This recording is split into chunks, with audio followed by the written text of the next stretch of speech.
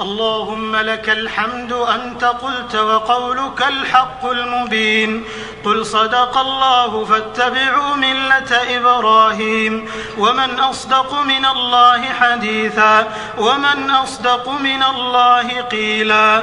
لا إله إلا الله المتوحد في الجلال بكمال الجمال تعظيما وتكبيرا، المتفرد بتصريف الأمور على التفصيل والإجمال تقديرا وتدبيرا، المتعالي بعظمته ومجده، الذي نزل الفرقان على عبده ليكون للعالمين نذيرا.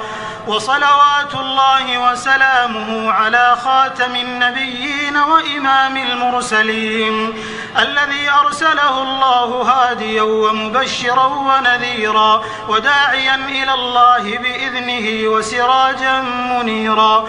ونحن على ما قال ربنا وخالقنا من الشاهدين، ولما أوجب وألزم غير جاحدين، والحمد لله رب العالمين. اللهم لك الحمد كله ولك الشكر كله وإليك يرجع الأمر كله علانيته وسره، فأهل أنت أن تحمد وأهل أنت أن تعبد وأنت على كل شيء قدير. لك الحمد حمدا كثيرا طيبا مباركا فيه غير مودع ولا مكافئ ولا مستغنى عنه. ربنا تم نورك فهديت فلك الحمد، وتم فضلك فرزقت فلك الحمد، وتم حلمك فسترت فلك الحمد. اللهم لك الحمد أنت نور السماوات والأرض ومن فيهن، ولك الحمد أنت قيوم السماوات والأرض ومن فيهن، ولك الحمد أنت الحق وقولك حق ووعدك حق ولقاؤك حق والنبيون حق ومحمد صلى الله عليه وسلم حق، وأنت الله الرؤوف الرحيم. اللهم لك الحمد على ما أنعمت به علينا من نعمك العظيمة وآلائك الجسيمة، حيث أنزلت إلينا خير كتبك وأرسلت إلينا أفضل رسلك وشرعت لنا أفضل شرائع دينك وجعلتنا من خير أمة أخرجت للناس وهديتنا لمعالم دينك الذي ليس به التباس. ولك الحمد على ما يسرت من صيام شهر رمضان وقيامه وتلاوة كتابك العزيز الذي لا يأتيه الباطل من بين يديه ولا من خلفه، تنزيل من حكيم حميد. اللهم لك الحمد كما هديتنا للإسلام وعلمتنا الحكمة والقرآن.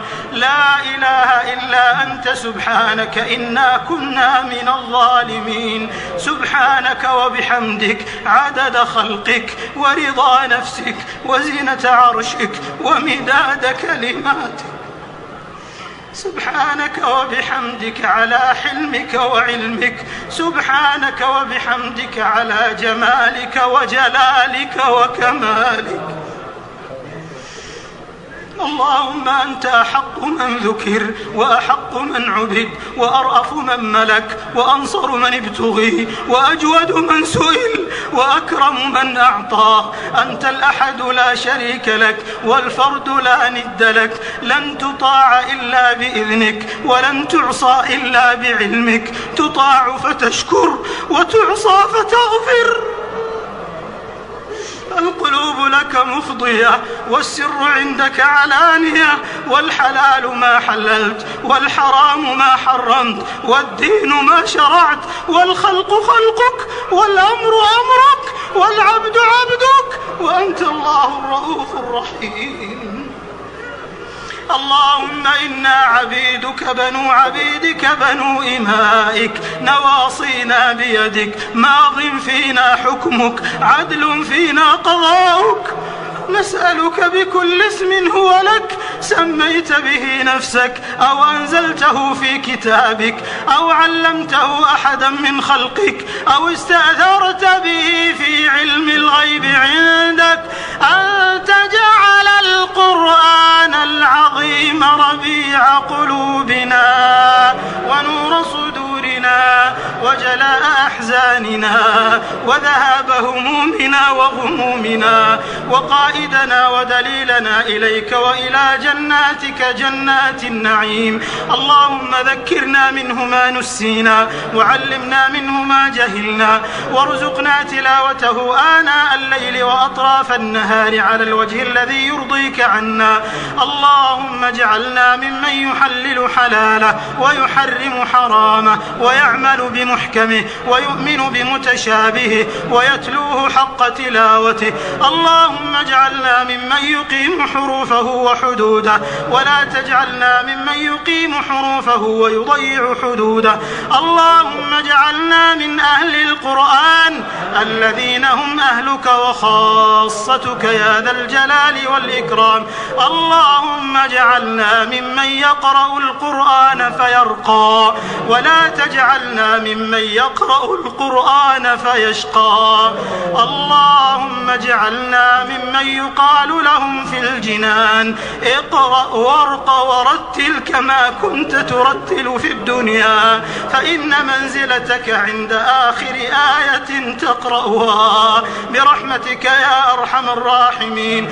اللهم اجعل القرآن العظيم لقلوبنا ضياء ولأبصارنا جلاء ولأسقامنا دواء ولذنوبنا ممحصا وعن النار مخلصا. اللهم أسكننا به الحلل وألبسنا به الظلل وأسبغ علينا به النعم وادفع به عنا النقم واجعلنا به عند الجزاء من الفائزين وعند النعماء من الشاكرين وعند البلاء من الصابرين. ولا تجعلنا ممن استهوته الشياطين فشغلته بالدنيا عن الدين فأصبح من النادمين وفي الآخرة من الخاسرين.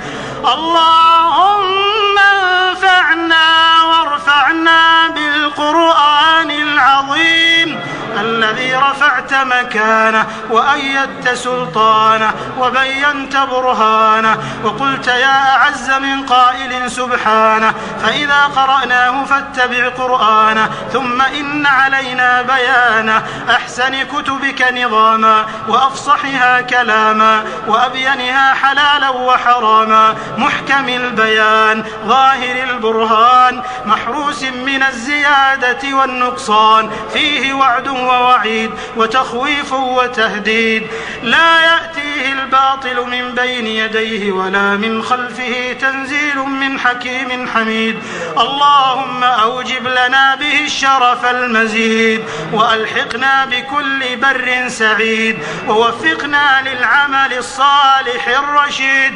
اللهم انقلنا بالقرآن العظيم من الشقاء إلى السعادة ومن النار إلى الجنة ومن الإساءة إلى الإحسان ومن الإهانة إلى الكرامة ومن السخط إلى الرضا ومن الفقر إلى الغنى ومن أنواع الشرور كلها إلى أنواع الخيور كلها. يا حي يا قيوم يا حي يا قيوم يا حي يا قيوم برحمتك نستغيث فلا تكلنا إلى أنفسنا طرفة عين ولا أقل من ذلك وأصلح لنا شأننا كله يا ذا الجلال والإكرام. إلهنا إلهنا إلهنا وخالقنا ورازقنا ومولانا قد حضرنا ختم كتابك وأنخنا مطايانا ببابك فلا تطردنا عن جنابك فإن طردتنا فإنه لا حول لنا ولا قوة إلا بك.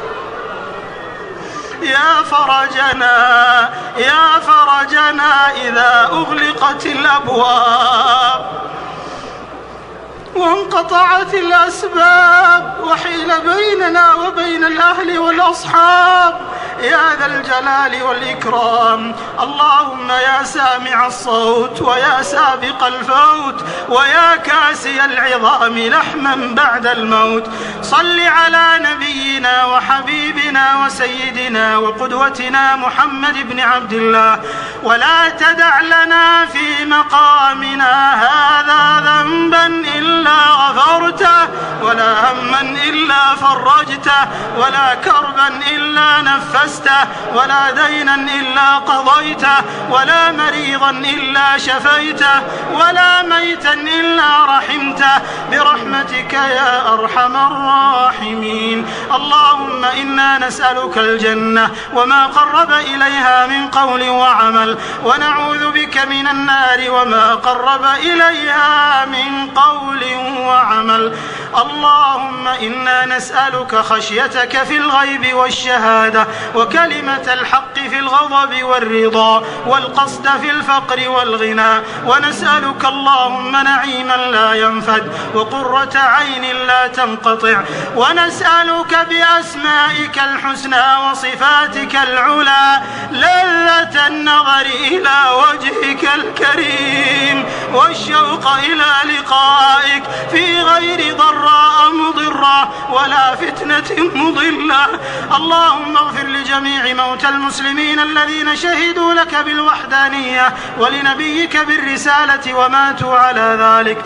اللهم اغفر لهم وارحمهم وعافهم واعف عنهم وأكرم نزلهم ووسع مدخلهم واغسلهم بالماء والثلج والبرد ونقهم من الذنوب والخطايا كما ينقى الثوب الأبيض من الدنس.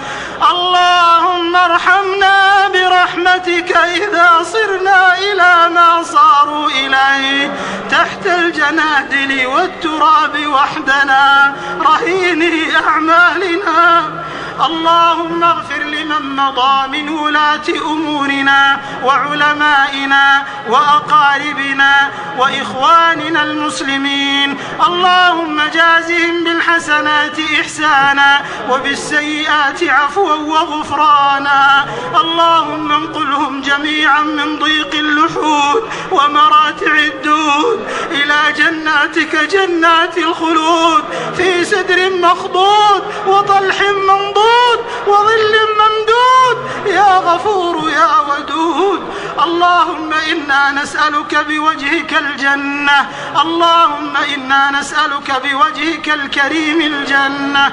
اللهم ما قسمت في هذه الليلة الشريفة من خير وعافية وصحة وسلامة وسعة رزق فاجعل لنا منه أوفر الحظ والنصيب، وما أنزل فيها من شر وبلاء وفتنة فاصرفه عنا وعن المسلمين. اللهم اغفر لنا في ليلتنا هذه أجمعين، اللهم اغفر لنا في ليلتنا هذه أجمعين، اللهم اغفر لنا في ليلتنا هذه أجمعين، وشفع المحسنين منا في المسيئين يا ذا الجلال والإكرام. إلهنا اجعلنا بتلاوة كتابك منتفعين، وإلى لذيذ خطابه مستمعين، ولأوامره ونواهيه خاضعين، وعند ختمه من الفائزين، وعند ختمه من الفائزين، وعند ختمه من الفائزين. ولك في جميع شهورنا ذاكرين، ولك في جميع أمورنا راجين برحمتك يا أرحم الراحمين. اللهم إنك تتفضل على عبادك في هذه الليالي المباركة بعتق رقابهم من النار، وتتفضل في آخر ليلة من رمضان بعتق عدد ما أعتقت من أول الشهر إلى آخره. اللهم فاكتبنا من عتقائك من النار، اللهم اكتبنا من عتقائك من النار، اللهم اكتبنا من عتقائك من النار. اللهم اكتبنا واكتب آباءنا وأمهاتنا وأزواجنا وذرياتنا وإخواننا ومن أحبنا فيك ومن أحببناه فيك من النار برحمتك يا أرحم الراحمين. اللهم اجعل القبور بعد فراق هذه الدنيا خير منازلنا وافسح فيها ضيق ملاحدنا. اللهم اختم لنا بخير واجعل عواقب أمورنا إلى خير واجعل آخر كلامنا من الدنيا شهادة أن لا إله إلا الله وأن محمد رسول الله وتوفنا وأنت راض عنا غير غضبان واجعلنا في موقف القيامة من الآمنين من الذين لا خوف عليهم ولا هم يحزنون. اللهم اجعلنا ممن ينادى في الآخرة كلوا واشربوا هنيئا بما أسلفتم في الأيام الخالية يا رب العالمين ويا أرحم الراحمين ويا أكرم الأكرمين. إلهنا ليس في الوجود إله غيرك فيرجى وليس في الكون رب غيرك فيدعى. من الذي سألك فحرمته ومن الذي دعاك فطردته؟ إلى من نلتجئ وأنت المولى القادر؟ أم بمن نستنصر وأنت القاهر الناصر؟ من الذي يجبر كسرنا وأنت للقلوب جابر؟ يا إله الأوائل والأواخر يا من هو عالم بالسرائر والضمائر يا أرحم الراحمين ويا أكرم الأكرمين ويا أجود الأجودين. اللهم إنك تسمع كلامنا وترى مكاننا ولا يخفى عليك شيء من أمورنا. ندعوك دعاء المساكين دعاء من خضعت لك رقابهم وذلت لك أنوفهم وذلت لك جباههم ورغمت لك أنوفهم وذرفت لك عيونهم وسكبت لك عبراتهم يا أرحم الراحمين يا ذا الجلال والإكرام. اللهم فلا تردنا خائبين. اللهم هؤلاء عبادك اجتمعوا في هذه الليلة الشريفة وفي هذا المكان المبارك نصبوا وجوههم إليك ورفعوا أكف الضراعة إليك وأنت واسع المغفرة رحمتك وسعت كل شيء وجهك أكرم الوجوه وجاهك أعظم الجاه. يا دائم الإحسان يا دائم الإحسان يا عظيم الغفران يا كريم الصفح يا عظيم المن يا حسن التجاوز.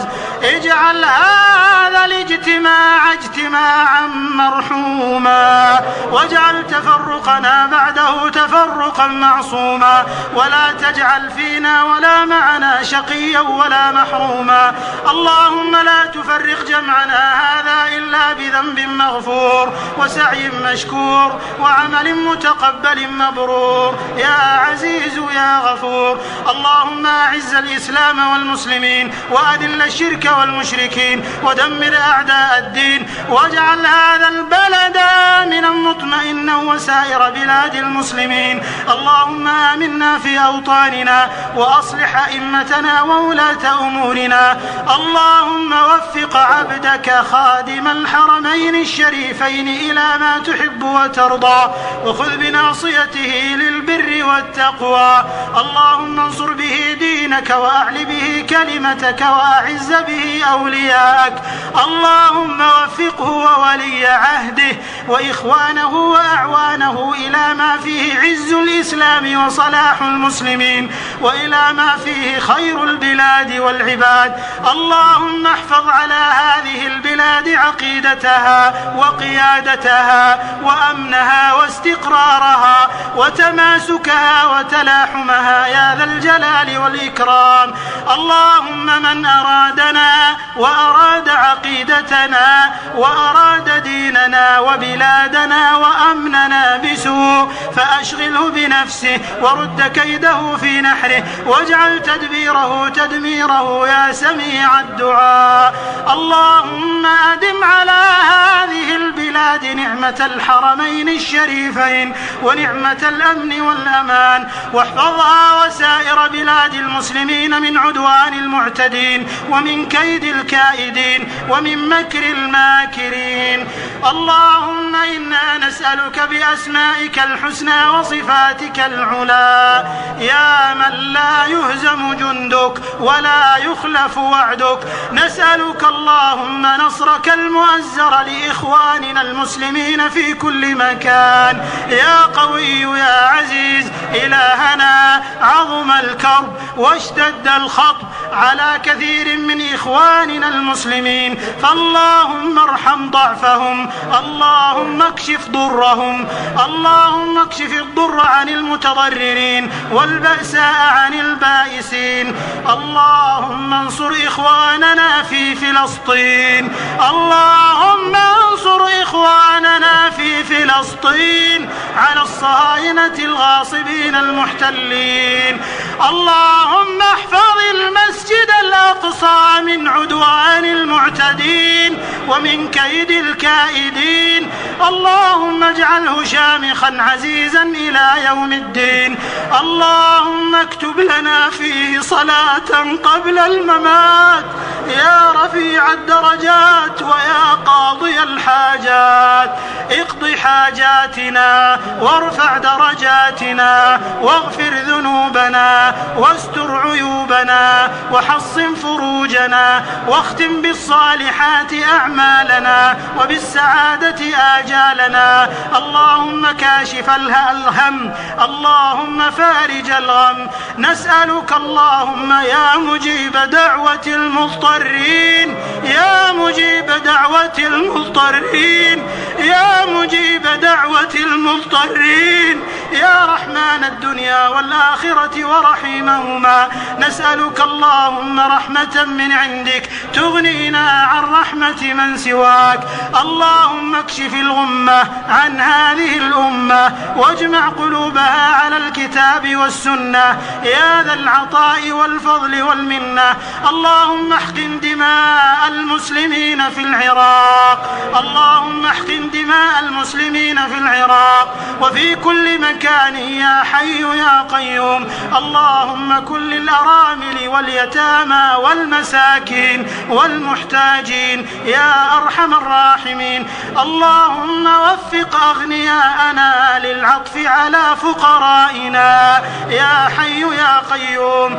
اللهم أصلح أحوال المسلمين، اللهم فقههم في الدين، اللهم علم جاهلهم، اللهم اكس عاريهم، اللهم أطعم جائعهم، اللهم اشف مريضهم، اللهم فك أسيرهم، اللهم أرخص أسعارهم يا حي يا قيوم يا ذا الجلال والإكرام. اللهم عليك بأعدائك أعداء الدين الذين يصدون عن سبيلك ويعادون أهل دينك. اللهم يا منزل الكتاب ويا مجري السحاب ويا هازم الأحزاب اهزم أعداء الإسلام والمسلمين يا قوي يا عزيز بقدرتك إنك على كل شيء قدير. اللهم شتت شملهم وفرق جمعهم واجعلهم غنيمة للمسلمين وعبرة للمعتبرين. اللهم أصلح وسائل الإعلام في بلاد الإسلام واجعلها قنوات توجيه وإرشاد يا حي يا قيوم. اللهم احفظ المسلمين من شرور قنوات الرذيلة يا حي يا قيوم يا ذا الجلال والإكرام. اللهم أصلح شبابنا، اللهم أصلح شبابنا، اللهم أصلح شباب المسلمين. اللهم اجعلهم عدة لمجتمعاتهم وأوطانهم. اللهم اجعلهم قرة عين لأهليهم وأسرهم يا حي يا قيوم. اللهم احفظهم ممن أراد بهم تغريبا أو تكفيرا وتفجيرا وتدميرا يا حي يا قيوم يا ذا الجلال والإكرام. اللهم رد ضالهم إلى الحق، اللهم ضل من غرر بهم إلى الصواب والرشد يا حي يا قيوم يا ذا الجلال والإكرام. اللهم ارزقهم الوسطية والاعتدال إنك أنت الكبير المتعال. اللهم احفظ نساء المسلمين من كيد الكائدين وعدوان المعتدين. اللهم جملهن بالحجاب والعفاف والحياء والحشمة واحفظهن أن يفتن أو يفتن. اللهم وفق رجال هيئات الأمر بالمعروف والنهي عن المنكر، اللهم وفقهم وسددهم وأعنهم يا حي يا قيوم. واصرف عنا وعنهم شر الأشرار وكيد الفجار. اللهم وفق رجال أمننا، اللهم اجزهم خيرا على ما قدموا من حفظ أمن البلاد والعباد. اللهم ارحم شهداءهم وعاف مرضاهم وجرحاهم وكل أسرهم وأهليهم وأولادهم يا أرحم الراحمين ويا أكرم الأكرمين. اللهم عليك بالسحرة الأشرار. اللهم اكفنا والمسلمين ضر الأضرار وحسد الحاسدين وحقد الحاقدين وكيد الكائدين. اللهم ادفع عنا الغلا والوبا والربا والزنا والزلازل والمحن وسوء الفتن ما ظهر منها وما بطن عن بلدنا هذا خاصة وعن سائر بلاد المسلمين عامة يا رب العالمين. ربنا آتنا في الدنيا حسنة وفي الآخرة حسنة وقنا عذاب النار. ربنا تقبل منا ختم القرآن وتجاوز عنا ما كان من خطأ أو نسيان أو تغيير أو زيادة أو نقصان. اللهم اجعل دعاءنا هذا مباركا على من قرأه وسمعه وشاهده وحضره وأمن على دعائه يا حي يا قيوم يا أرحم الراحمين.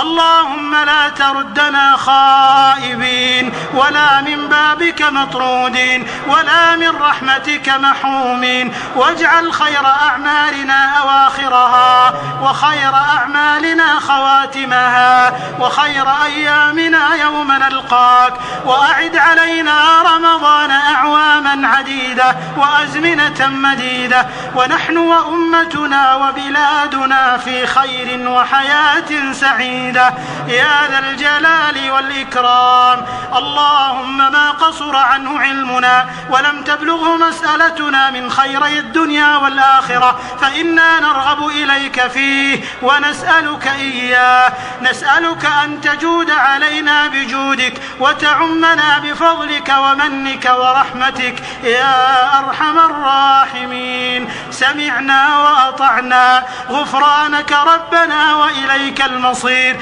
ربنا